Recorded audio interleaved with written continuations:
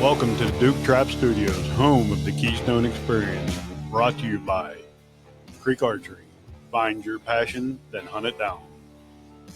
Hillview Motors, Chrysler, Dodge, Jeep, and Ram. Remember, Hillview has it.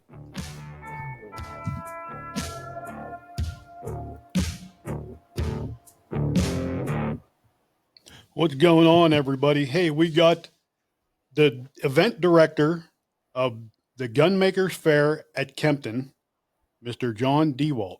How you going, buddy? I'm doing good. It's good to be here with you and say hello to everybody.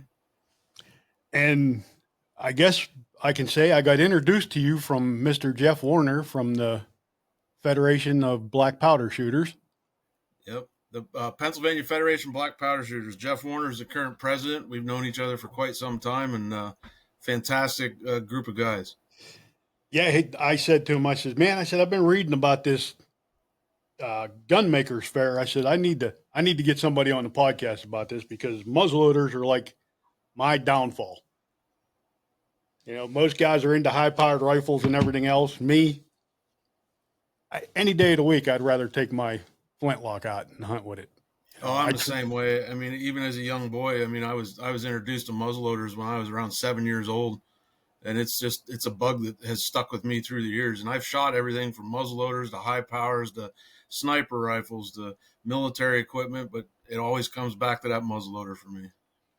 I don't know what it is about, you know, I'll go to a range and I hear guys say, oh, I can't get this thing to shoot, it delay, and you know, I can't believe you shoot 200 yards with yours and it's a patch round ball. Well, you know, I shoot my gun a lot, as you probably do the same. I mean, if we're not shooting them, you're not going to learn the gun, you know, and you're not going to learn all the little tricks and tips. You need to get with guys that know that stuff to teach absolutely. you.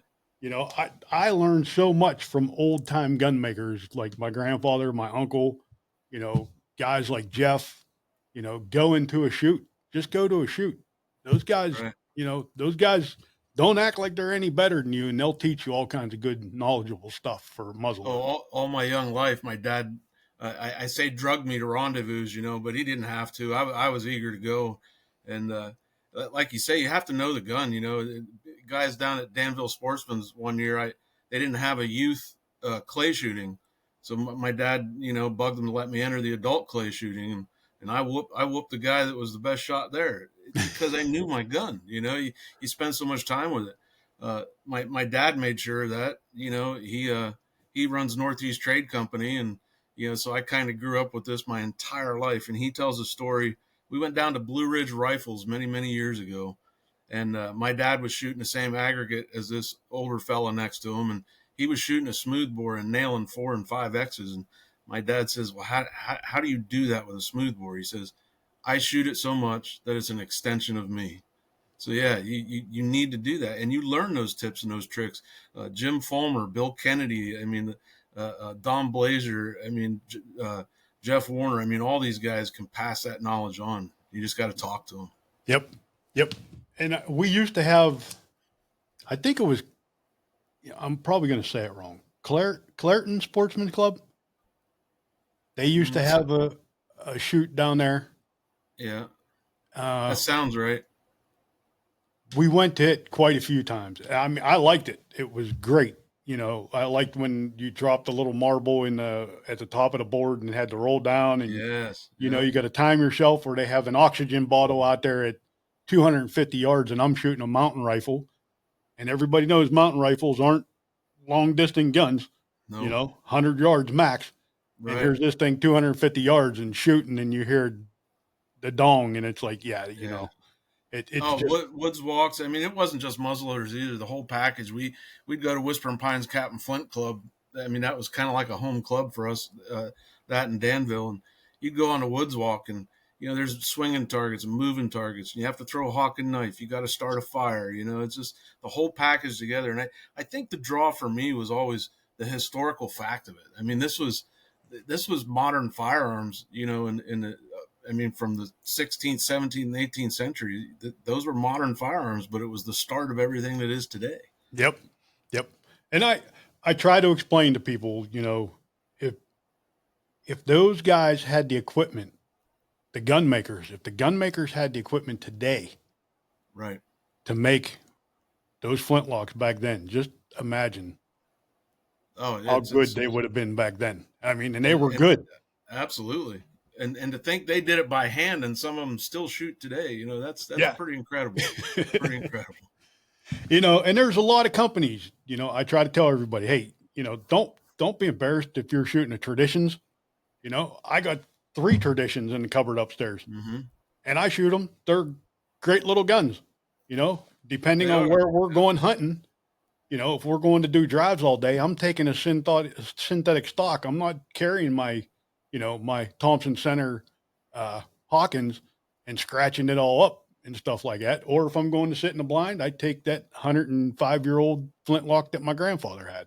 And I'm the same way. I have a 54 caliber flintlock Hawken that my dad and I built together, and I have it now. And you that's not something you take out there and abuse. You grab the other gun. You know them both. You shoot them both, so you take the one for the weather. But I also think about that. And yeah, they were all custom built then. There was no factory guns. Not Yep. for a long time. Yep. And I look at some 250-year-old guns. They're just beautiful. And I think the wear and the scratch and the patina on them from the use just adds to that desire to hold them and use them. Yep. The only thing I did to my grandfather's gun since I got it was I changed the sights. The older Yep. I'm getting, the harder time I'm having looking at that brass blade. So I actually did go with the fiber optic Yep. sights on the front. I still I got the still I V in still the have back. the bright orange nail polish on mine, but yeah, I'm fast getting to the point where I'm gonna have to do.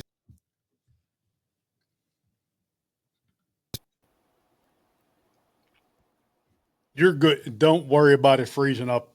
Somehow, some way, the video program will take any Oh, okay. freeze ups All out of right. it. Somehow, I don't know how it does it. So, All right. but yeah, you can finish saying what you were saying because it just that did cut out like Yeah, I cut out I on you. still have the bright orange nail polish on my front sight, and I use the sight black on the rear sight still, but my eyes are fast getting to the point where I'm gonna have to change up and do something else. I can see up close real good, but seeing far away isn't my specialty. Yeah. So, what got you involved in, I guess, the hunting part of it? You can tell us like an early hunting story Oh with the gosh. flintlock. Well, in order to tell that, I guess I got to go all the way back to I was 7 years old, and my dad and I went to a campground out Route 118, not too far from where we were living. And they had a muzzleloader demonstration there, and uh, those guys were from the Danville Sportsman's Club, and they were demonstrating a flintlock, an underhammer, hawk and knife throwing, fire starting.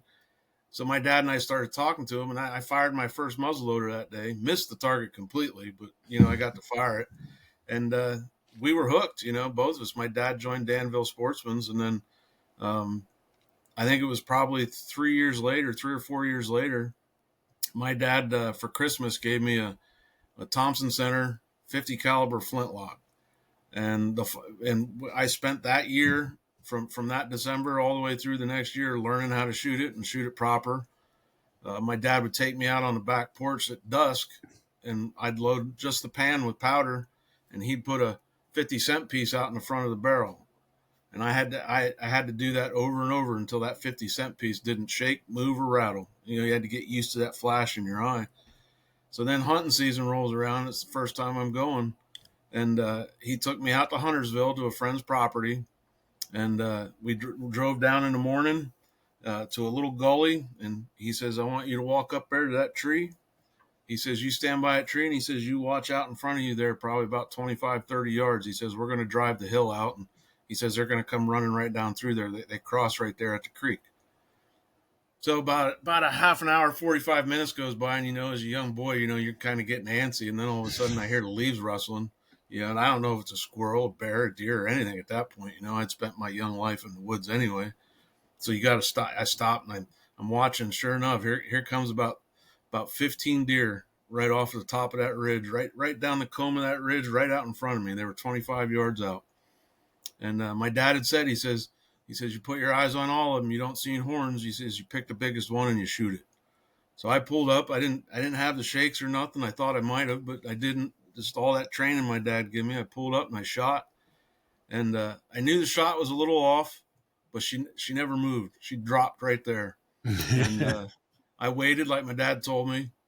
And here he comes down over the ridge when I'm starting to leave the tree. And he's like, well, I'll be gall darn, you got her. And I went out there and, it was the first experience, of getting blooded and, dragging the guts out and field dressing a deer. And when we got her back and hung her up, she was 190 pounds field dress. Wow. And I couldn't have been a prouder young man than I was that day. I still have the bullet that we got out of her spine. So, now, was you shooting a patch round ball? Yes. Yep. 50 caliber patch round ball. I think it was 490 with a 10,000ths patch, if I remember correctly, and 70 grains of powder. 1 in 66 twist. 1 in 66 twist. Yep. Yep. It was one of the early Thompson centers, because my dad had opened up a muzzleloading and trapping supply store. There used to be, I think it was Roush's gun shop back in the day, and he passed away, and the family contacted my dad, and my dad pretty much bought him out because nobody else in the area was doing that. And he turned half of his garage into a store, and 2 years later took over the entire store. And years later, he now has a machine shop. He makes all kinds of sizing dies and stuff for the NSSA. He's just a full-time shop. And at 83 years old, he gets up every day and still does it. Wow. Yeah. Wow. So that was my first experience, and that hooked me. I really didn't have any desire for shooting modern weapons. Took my first turkey with a smoothbore flintlock too. 1.25 ounce, number 4 shot. And it just I think that turkey was probably about 40 yards out. My dad says, "Nah, it'll reach. It'll reach." Because it was a Fowler, it had a long barrel on it, so it wasn't choked, but man, it had a good pattern. So yeah, and I was hooked. Once I got that deer and that turkey, I was hooked. See, that's my next goal is to take a Pennsylvania longbeard with a smoothbore. I'm actually in the middle of building one. So, well, maybe I'll have to send a wingbone turkey call your way. I make those too. Oh wow, yeah, that would be cool. That would be cool. We'll talk after the podcast. All right, sounds good. But so moving on, I guess your whole up to now, and then you got involved with the gun makers. I had a pause. I had a pause in my muzzleloading escapades, if you will, when I went active duty in the military, and all through my active duty and my deployment, I really didn't have time to spend on a range anywhere, and plus the logistics at having it overseas just didn't add up. But as soon as I got back, I had an old friend of mine. We used to work together trimming right-of-ways for power lines. Says, "Hey, I started French and Indian War reenacting. You got to come to an event." So we went to Bushy Run Battlefield, and that was in 2005, I believe. And again, I was hooked again. Here's another aspect of this culture that I didn't know anything about. So yeah, I went back to muzzleloading hunting, went back to reenacting, just had a ball, And I think, what was it? Bushy Run 250th anniversary. I met up with Jim Fulmer. I hadn't seen him in years, and not long after that, I think it was in 2000. When was it there? 2021. I get a phone call from Jim, and he says, "Hey, what are you going to do with the next 15 years of your life?" And I'm like, "Well, this doesn't sound good." But the Gunmakers Fair that Dixon's put on every year had decided to shut down, that they couldn't do it anymore after 37 years. COVID hit them pretty hard, and it was just not going to be something that they were able to do. So the current president of the NMLRA at the time had given Jim a call and says, "What are you going to do about it?" So after some convincing from Dave Eric and Jim Fulmer, I jumped on board because I was at the time the guild master of the Honorable Company of Horners, the president of the organization. And so it was going to be the NMLRA, the Honorable Company of Horners, Pennsylvania Federation of Black Powder Shooters, and at the time Jacobsburg Historical Society was involved as well, and all nonprofits. And we organized and put together the first gunmakers fair at Kempton, at the Kempton Community Center in Kempton, Pennsylvania, in 2022, and this year will be our 4th year. So yeah, everything just compounded and rolled into, set me on the path to run this event. So do you still do the reenactment too? I don't get out and run around anymore like I used to. Again, you get older, your knees and your back, But I'm going to take part, I think, in a couple of the 250 events next year. And but I still make powder horns and accoutrements. My wife does 18th century fire screens, colonial garlands, pin cushions, things of that nature, embroidery. We have a business called the Horn and Needle, and we go to various events throughout the year, and some of them are reenactments, like Fort Niagara. Fort Frederick is a market fair. We're going to Mount Vernon. That's a market fair. I also do some indoor shows. There was a show at Lewisburg, the 18th Century Artisan Show. It's now at Carlisle at the Convention Center. We do that. We do about 5 or 6 shows a year, so we stay involved in the culture. And I still shoot and still hunt. So yeah. Now, when you go do your shooting events, do you go in the proper attire?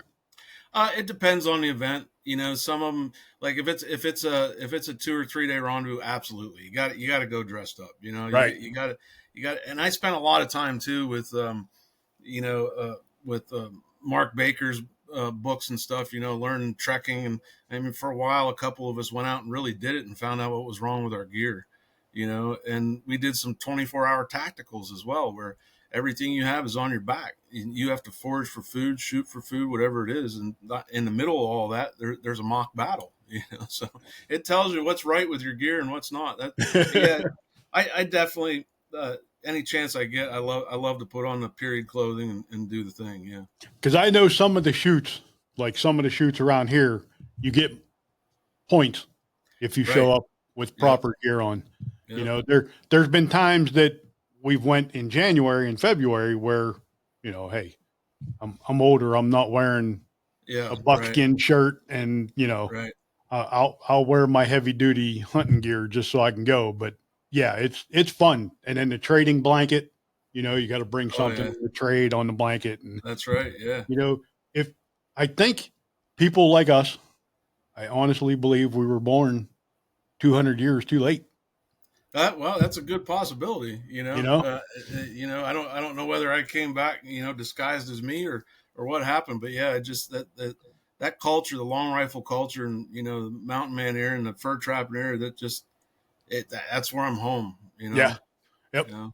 I did my wife and I have geared just about everything in our house too to colonial surroundings as well. So I did build a Traditions 50 caliber trapper's pistol. Oh, nice. And I set out last year to shoot a doe with it. Well, I told you the story. I ended up getting the biggest buck of my life with my flintlock. So I did not get to shoot a doe with this. I shot at a lot of does with it. Yep. 50 yards on paper, I'll tell you what, every piece of paper was dead. It was bullseye. Right. What happened when I was shooting at the does, I don't know, if I closed an eye or what I did. Now that still has the brass sight on the front. Yeah. Could that be the problem? I don't know. But I've been playing around with it since then. I got it dialed in now where I think I'm pretty good. It's going off pretty quick. So, yeah, like we said earlier, the more you shoot it, the more you know it, the better it'll be. I mean, I put this gun together in probably 8 months, because it's a kit gun. Yeah. It's not hard. It's 90% finished. I rusted the barrel instead of bluing it. I personally kind of like the rusting look to the gun. I don't like blued barrels. I just don't. And I didn't get crazy with a real nice shiny stock. I just wanted, because I'm going to use it. I'm going to hunt with it. I'm not, so, I'm having fun with it. And like I said, I'm building a smooth bore shotgun. It's going to be the same way. It's going to be rusted. The wood's not going to be pretty, finished, shiny. Right. Because I know me, I'm going to take it out and I'm going to use it as a cane or climbing a hill. You know what I That's mean? right. That's right. No, I'm the same way. A working man's gun is what I call them. I don't need silver inlays or gold inlay in the barrel I don't need anything fancy. I want a tack driver, and I Yeah. don't care what it looks like on the outside as long as it goes where I want it to go. Yep. Yep. So do you build guns too? I haven't. I haven't built a rifle. I built a couple of pistols. Long time ago, I worked with Bill Kennedy in his shop down in Muncie, Pennsylvania, and he taught me how to use the stock carving machine, and I would carve stocks for him. And in the process of doing that, he taught me the finer points of a French officer's pistol and an English officer's pistol, and I built one of each. I ended up selling them. I should have held on to them, considering. But here about a year, I think it was 2 years ago, I came across, it came into my possession, a Bill Kennedy pistol kit, one of the surviving pistol kits that are out there. So I will build that again. And then a very good friend of mine, Brett Davis, says, you need to build a gun. So I've been talking with Paul Allison. I don't know if you know him or not. He's a pretty good gun builder. He's willing to teach me if I can find the time to get to his shop. So we're probably going to make that happen. But I think it's something I should do. Yeah. Yeah. So the Gunmakers Fair is what happens at the Gunmakers Fair? So the Gunmakers Fair at Kempton is the mission of the Gunmakers Fair in Kempton is to preserve and present the art and industry of making early American muzzleloading firearms and accoutrements. It brings together artisans and craft people that help create and support the gun making industry, promote muzzleloading by giving seminars on topics such as gun making, horn making, bag making, gun collecting, match competition, hunting, historical reenactments, and other educational based programs. That's our mission statement to the letter. So what happens? We are carrying on the tradition that was set at Dixon's muzzleloading shop, and the preservation of the culture to me is paramount. It's not just a hobby for those involved; it's a preservation of history. Um, a lot of these guys that attend the Gunmakers Fair go to other schools of rifle building. They come to the Honorable Company of Horners and they're members there to learn how to make horns. They attend advanced horn classes at Village Restorations. They take engraving classes, redware classes, textile classes. And then we also have the gun makers and accoutrements judging program that takes place. But one of the biggest things I think that the Gunmakers Fair offers is our seminars and demonstrations. You'll see everything from making a mainspring on a forge to forging a barrel. We have some of the best names in the business there. Brad and Shane Emig, Paul Janus, Steve Midkiff. They're just incredible men when it comes to working a forge. Simeon England, who makes some of the best tomahawks I've seen. Clinton Byers is there. He's quite the forge guy himself. But the seminars that we offer, these guys give those seminars and give those demonstrations. And at some point, it's not necessarily a hands-on, but it's an in-depth look at each aspect of building that gun or building that horn or making a pouch. And when you're done with it, then you know that you can call these guys and say, hey, did I get it right? You can take it to them and show them, what do I need to do different? The judging program, potentially every entry could win a ribbon. There is no first, second, or third place in the accoutrements judging. If your skill is to the level that you've entered that, you can receive a ribbon. There's also special awards that come out, for best of show, best historical, based off of the work that you've done. On the gun maker side, it's divided into your different categories, all the way up to master gunsmith. And you can't just take your first gun you built and enter in a master gunsmith. You have to go through the process. And Mike Carcaller and runs that side of the house, and Frank Willis runs the accoutrement side, and they're just phenomenal guys. And the panel of judges that they have on both sides is some of the best knowledge you're ever going to find in this business. That's interesting. And the bad part is it is the same time as the elk drawing. Yes. And I had already made plans this year to attend that because they have been bugging me for the last 3 years to come up and do live podcasts from up there. So Well, and you should. And this isn't going to be our last event. You know, yeah, so this I'm is going to going to have to continue. make sure that I cross out everything on the calendar for next year to be there at this thing and do, some I'll videos, make some sure I'll live make sure stuff. you have the exact dates. We'll stay in touch.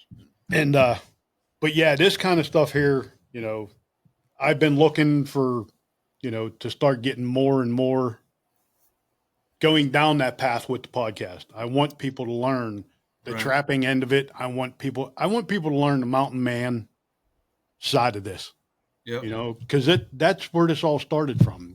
Without them guys, we wouldn't be trapping. Well, We wouldn't be out there hunting. it You know, started and culminated, but in between was the finding of the Americas. yeah, There were Courier de Bois that came to the Americas before it was the Americas, and were friends with the Indians, and they were out here trapping. And beaver was a big commodity in England, huge yep, commodity. And the mountain man, as the the nomiker mountain man, becomes more popular after the War of 1812. Closer to 1840 than back in 1750. yeah, But it's all of that entire time period is a long rifle culture, and that's what we can't forget. yeah, This was the beginning of everything. yep, You know?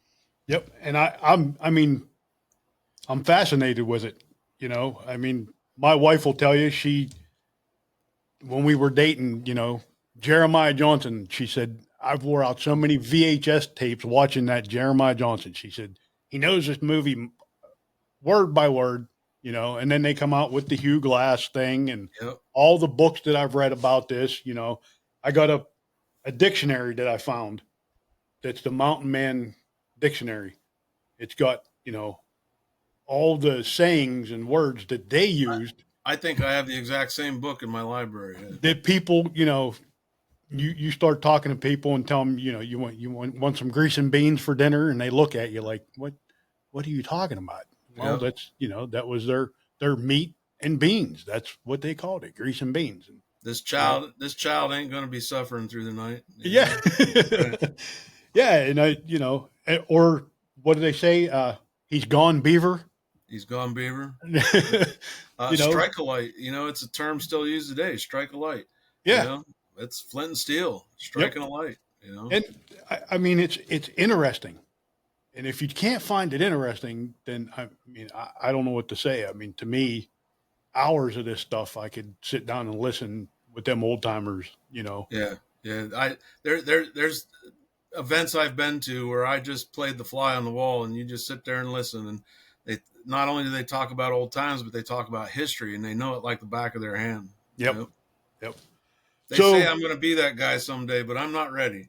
I, I mean, just we've been talking a little bit before this, and I mean, you've told me some pretty cool stuff so far, and like I said, I appreciate you coming on here, and like I said, we're going to stay in touch. I'm sure we're going to do more of these, with other guys, you again, and getting stuff going, and I want to promote this kind of stuff, this, and I rattlesnake hunt too, so. Oh, okay. I, I live in a great area for that, actually. So I'm going to push that too, because I want people to realize, a timber rattler does not want to eat a human being. no, He don't want to bite you. He wants to be left alone. That's why he warned you first. You can go over there and mess with him. Eventually you're going to get him aggravated, and then you're going to get bit. And that's when you need to know, okay, I've played with this snake enough. It's time to let him go. Yep. Don't get yourself hurt. That's right. You know? It would be just the same if a stranger came to your door. Yeah. You can't deny that fact. Yeah. Yeah. And people, why would you want to go hunt them things? The best snake is a dead snake. No, it's not.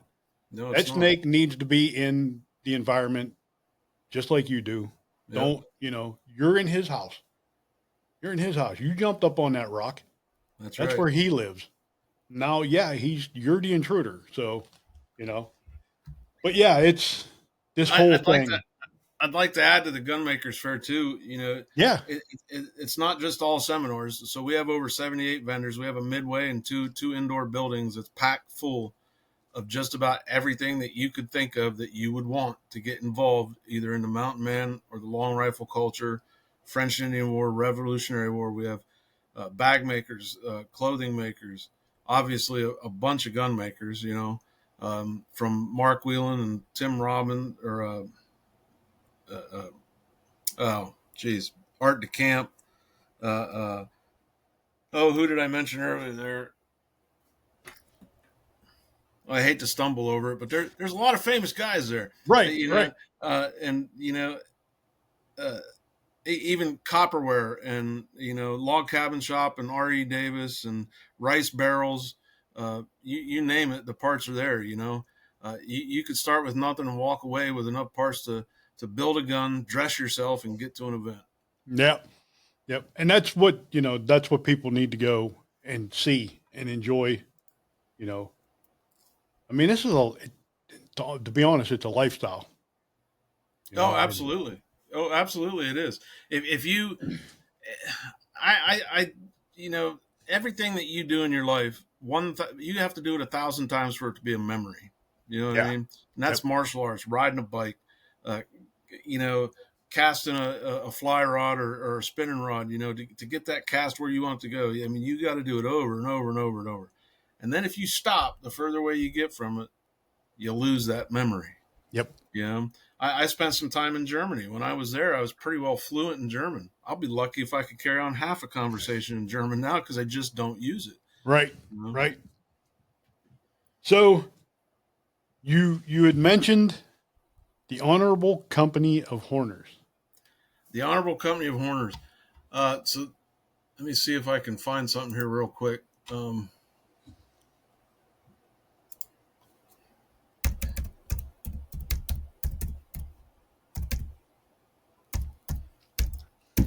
The Honorable Company of Horners was formed in 1996. Roland Cadle was at the head of that. He's the guy that runs Village Restorations that I told you about.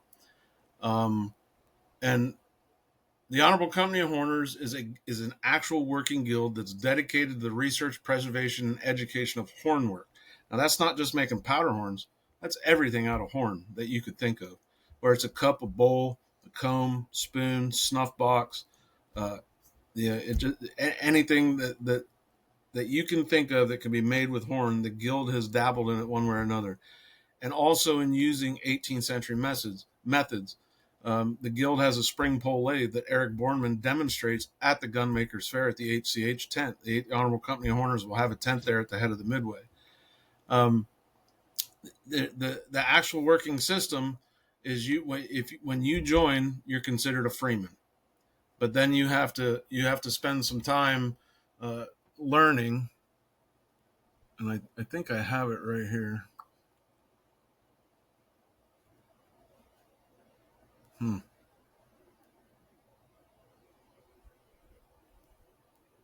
Oh, there it is. You have to spend time with people to mentor you and learning. Um,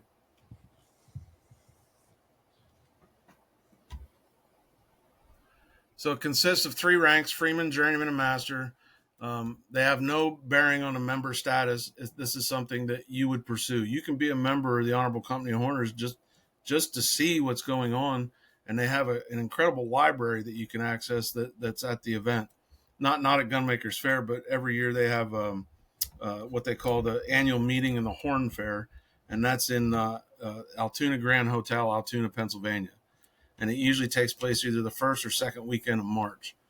But in order for a freeman to advance to journeyman, you have to be a dues-paying member for 3 consecutive years, attend a minimum of 1 annual meeting prior to the meeting where your work is going to be juried. You have to petition the committee in writing, and you have to meet. You have to demonstrate a reasonable proficiency in carving, heating, pressing, turning, and engraving cow horn in a historical manner by submitting 5 horn objects to be juried by a panel of people who've already been through this and are pretty much experts in their field. Then if you make it to journeyman, a journeyman in order to become a master has to be a member for 5 consecutive years, and you have to petition the same way in writing, and you have to demonstrate a superlative in order an expert level of ability in carving, heating, pressing, turning, engraving, and incorporating woods and metal into hornwork. And you only submit 3 items this time to that panel. So your quality of your work better be at the level that it needs to be, or you will be turned away.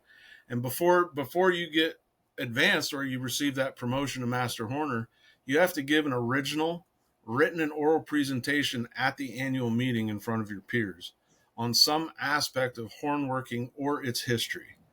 So in 2016, I attained the rank of master horner, and my thesis, if you will, my presentation was on scrimshaw and engraving and the differences between the two, because it's what I excel at is my engraving. I mean, I'm a decent horn maker, but engraving is where I started that very early in my life, and I've been doing it a long time. That's where my interest was. So I actually, after I made master horner, I also ended up becoming the guild master of the Honorable Company of Horners for 2 years. That was during COVID, so that was a challenge. But in the process, we had our 25th anniversary as well. So that was kind of cool that I was able to do all of that and actually have the celebration, at the end of, it was the end of 2023, I believe. But so, I mean, it's something that the public can attend for free. There's no entrance fee for that. Again, there's the library, there's experts. Mel Hankla comes up and brings collections of original horns. Jim Peace brought up an incredible collection of original Tanzel horns, and you can put your hands on them and you can inspect them. And I mean, if you're interested in building a horn, there's somebody there you can talk to. I set up my lathe at this event, and I teach aspects of turning horn on a lathe or turning a base plug for a horn. We made an oval snuff box, 1 year. It's just, and if somebody wants to learn how to do it, how many people can chase threads without using a tap and die? Right. Hand chasing threads. We showed them how to do that. We got them Wow. behind the lathe and let them try it. But that's what the guild's about. I did try. I tried to make my own powder horn. I used it. I didn't make threads for my end where my Right. powder comes out. It's just a snug, Yep. tapered fit. I lose a lot of powder when we're out there hunting because that plug, it wore out. It's made out of rosewood. It wore out. I bought some buffalo horns to try to make. I haven't, work has just kept me from doing it. And I got Buffalo horn's one of the hardest to work. I got some old deer antlers out there that I've made powder measurers out of for my, for my flintlock and my pistol. Instead of me carrying around the brass, I got those just wrapped around my neck and, Yeah. Yep. And Well, that's the way it should be. There, a long time ago when I started getting serious about making horns, nobody wanted to share how to dye a horn or how to age a horn or what this technique was or what that technique was. But I think the thought process back then was, well, I don't want him to, to get as good as me. I'm selling this stuff. yeah. Well, now that's not the case, and it really isn't. The guild has some incredible hornsmiths that are, master horners, and some incredible ones that haven't advanced, but they're a guild member because this is a like-minded group of guys that share secrets, if you will. Yep. But a guy can contact me on the phone or come to me at an event and he wants to know how to dye a horn. I'll sit down and have a conversation with him. That, to me, that doesn't take away from what I'm doing. Right. This guy just wants to make a proper horn. Yep. And I think that's important. I always say that when I do this, I'm keeping a dying art alive through caring hands. Yeah. It's only going to die if we let it. Yep. Yep. Pure and simple. Yep. I'm the same way when it comes to trapping. I don't think we have enough youth in the sport of trapping. So mostly all the events that I try to do has to do something with trapping and the youth. You know, Yeah. we do a couple shows here in the springtime. You know, Bill Duke is one of my sponsors. They give me dozens of traps to give away to young kids Wow. just to get them into it. You know, I'm a Yeah. member of the Pennsylvania Trappers Association. You Right. know, events we do, we have a trapping school and it's for adults and kids, you know, and at the end of it, you get a half a dozen of different traps, you Well, know, that's and excellent. You know, in the era of what do you call it? Instagram and Facebook and YouTube and TikTok and Twitter and all this stuff, all these influencers are out there, trying to make a buck without really doing anything. I get yeah, that. All right. That's your gig.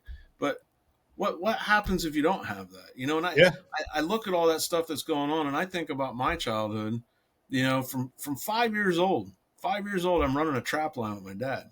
yeah, I mean, in a regular morning was, my dad would rouse me awake. It'd be about 3 o'clock in the morning. We'd get the stuff together, put it in a basket. We'd start running the trap line all before school now. yep, Run the trap line, reset the traps, come back, put them on the stretchers, clean everything up.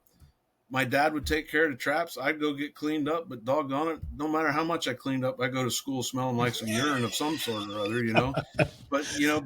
But I guess coming from a small town like Muncie, Pennsylvania, back then, a lot of us were doing that. yeah, We're farmers' kids, or my dad was a commercial printer at the time. But that's what we did. You hunted, you fished. Maybe you stole a little dandelion wine out of the cellar and went, catfishing. But yep, that was good times. And I yep, just don't think that exists much anymore. My no, my daughter, even though she's pursuing her PhD in organic chemistry at the University of Maryland, but every chance she gets, she's like, I want to go to Fort Fred with you guys. I want to go camping. mm-hmm, That to me, that's where the base of, I think, a lot of good conversations start. There's a great song out there, and she thought she was just going fishing. yep, yep, You're not just fishing. You're talking about life. You're sorting out problems. You're learning. yep, And I don't think kids understand that. But you nope, are a product of your environment. So the more we can do to draw them out of that environment and into our culture, I think it works. yep.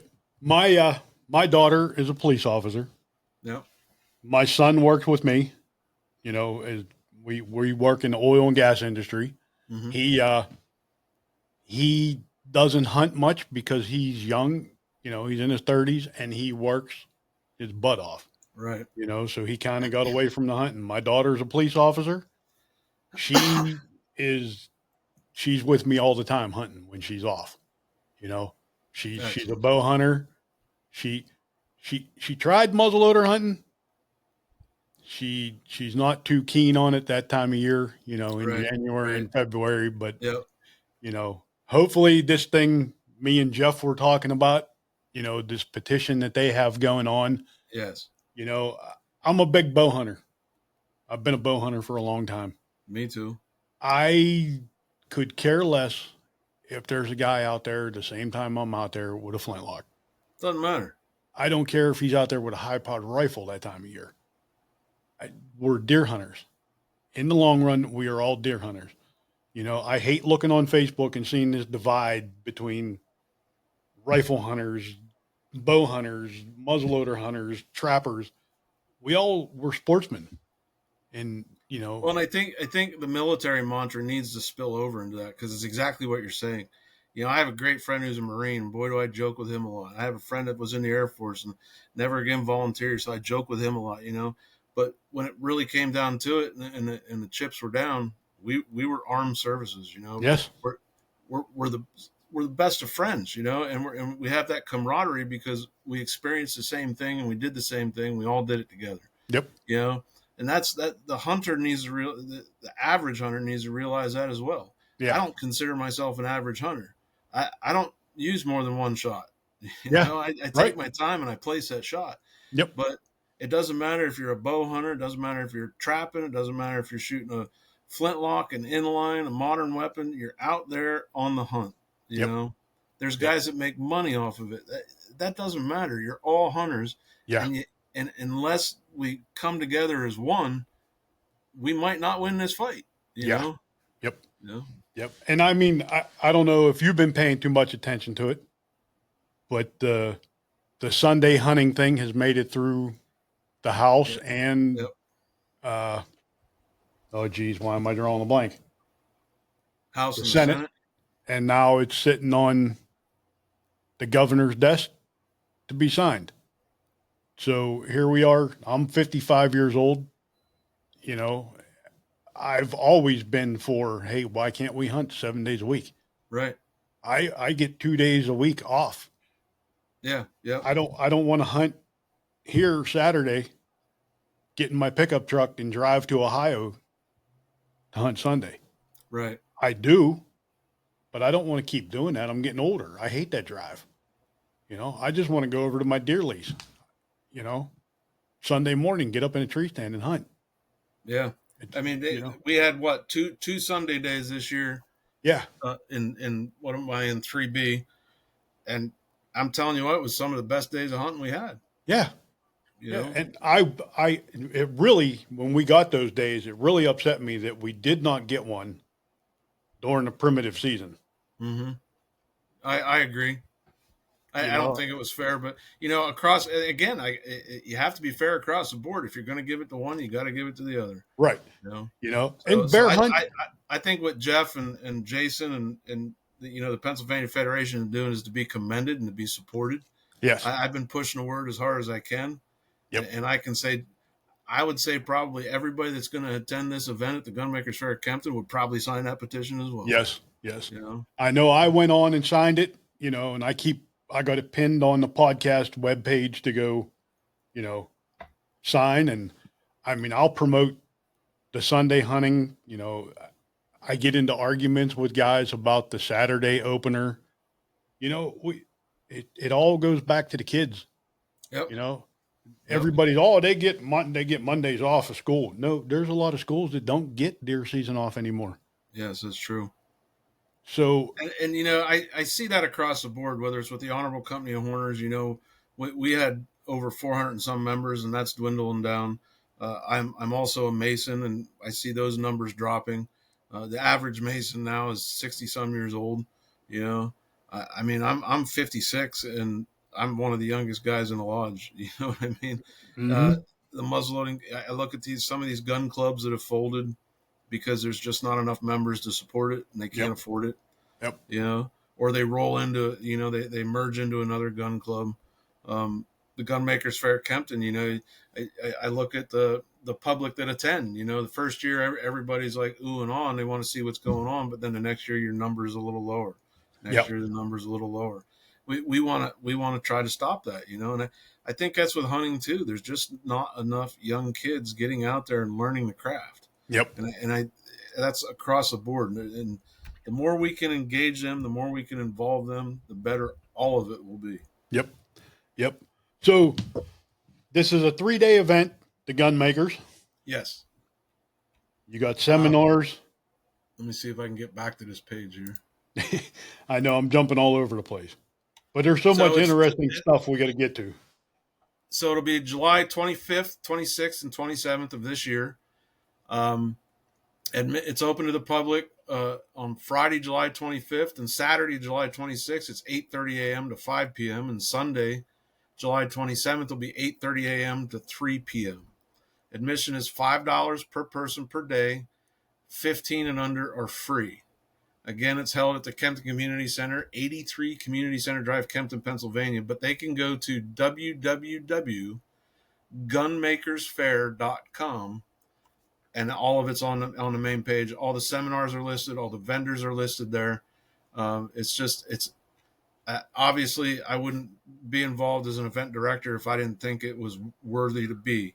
This is a phenomenal event. It's grown since being over at Dixon's. And I think it's going to continue to grow.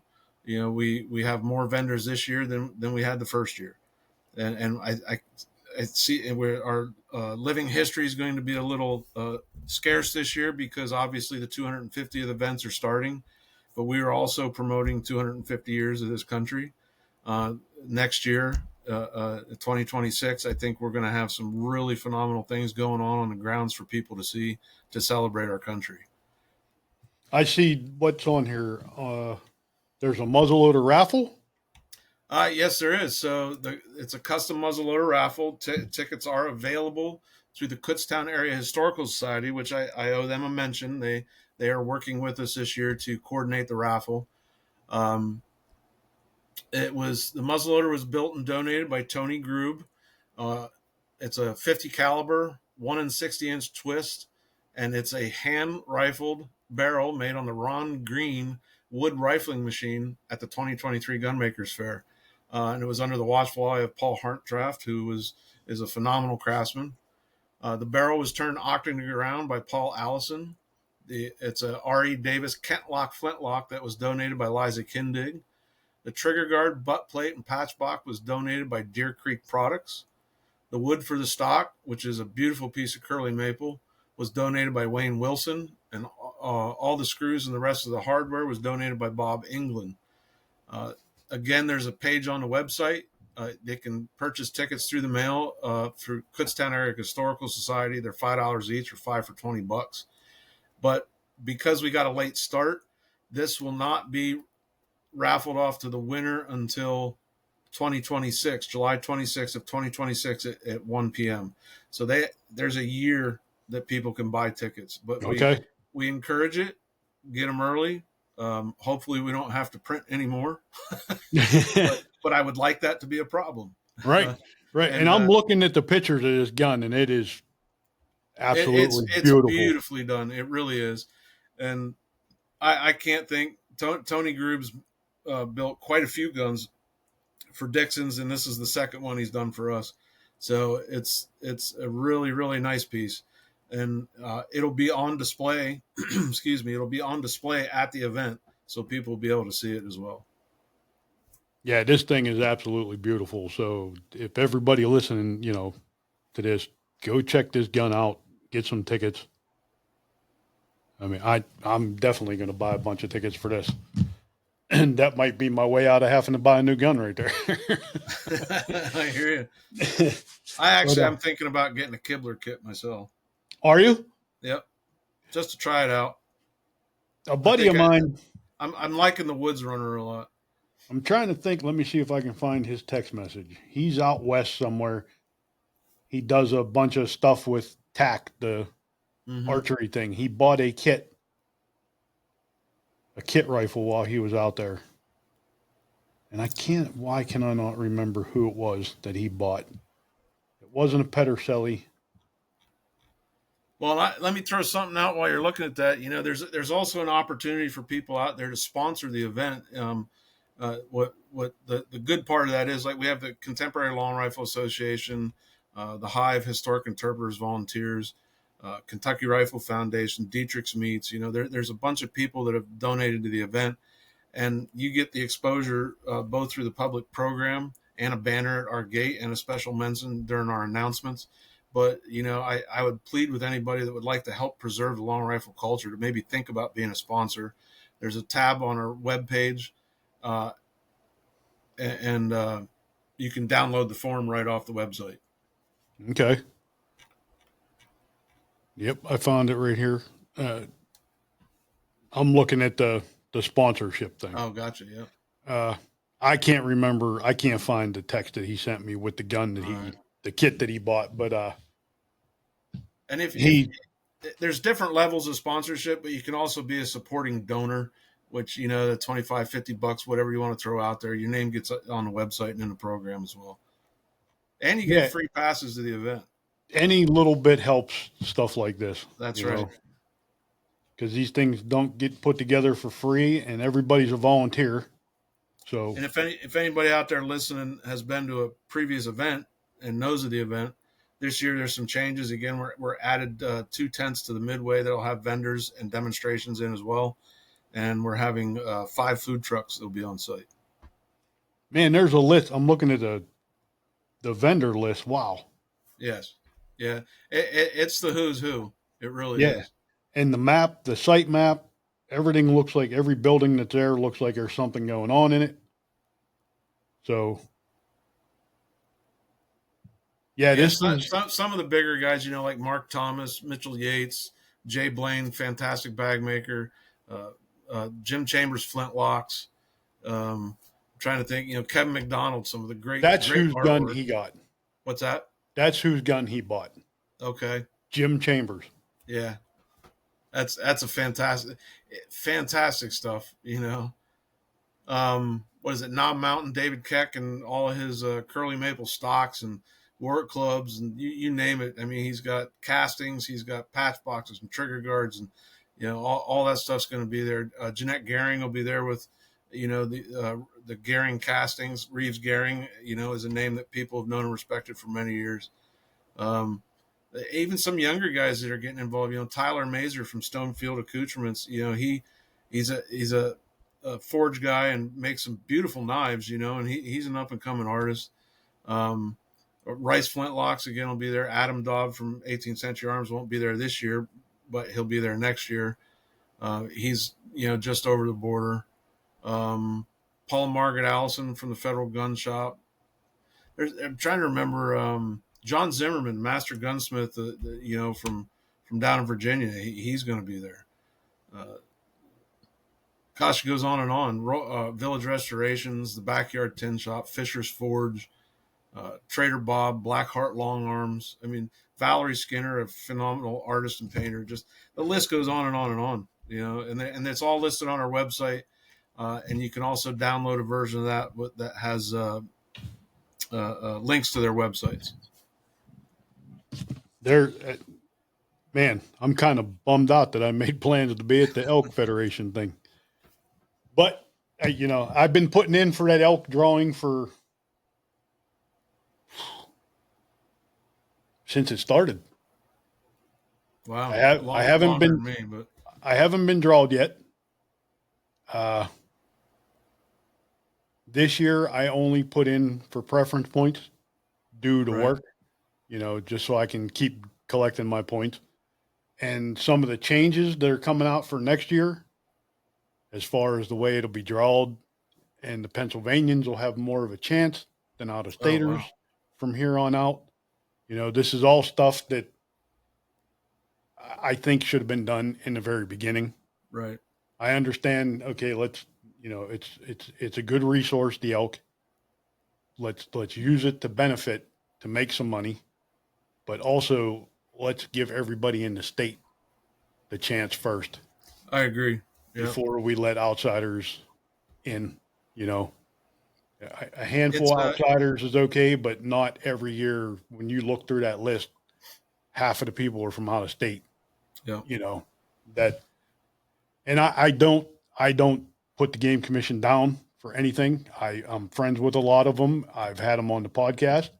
I agree with them. Those guys that are out there in the green are not the guys making the laws. Those are the guys doing the job. Yep. Everything has its growing pains, but it has to grow. It just has to grow. Yep. So, but this is going to be fun. If everybody can get out there, support this, check it out. Just go to an event and shoot a muzzleloader. You start shooting a muzzleloader, I'm telling you, you're going to be hooked. And to give the listeners a taste of what the seminars are all about. There's Brown Bess history in making the King's pattern musket. Where are you gonna find something like that?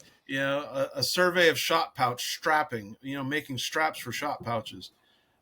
Gun barrel metal hot browning, flint napping, heating and pressing horn for powder horn constructions. That's flat horn tips, flat horn base panels. How to start your forge. If you want to do forge work, how do you really get it started? How do you get a good fire going? That's in there. Inletting mistakes, how to fix them. Not throw it away, but how to fix your inletting mistake. Inkle loom classes, bag making, letter writing in the 18th century. When I petitioned for my master horner, I did hand calligraphy with a quill pen and sealed it with a wax seal. If I was going to do this, I wanted to do it right. So, using hand planes for when you're making gun stocks. British flintlock dueling pistols, how to make them. Turning wood for the powder horn. engraving techniques on horn. I'll be giving that class. If you want to learn how to scrimshaw, that's where you're going to do it. Building a better gun, paper making demo, how to make paper. Wow. It's just crazy stuff. Hand forging a breech plug, gun stock finishing, barrel rifling, creating death head buttons, and the list goes on and on and on. There's seminars all 3 days. They start at 10:30 a.m., run till 3 p.m., except on Sunday it starts at 9 and ends at 10:30, because then there's going to be the silent auction, the accoutrements accoutrements and rifle judging presentations, for the winners.